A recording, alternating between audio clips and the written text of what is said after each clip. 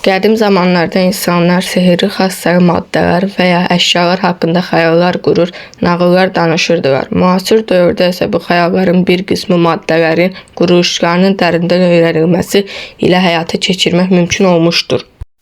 Belə maddələrdən biri də aerogenlərdir.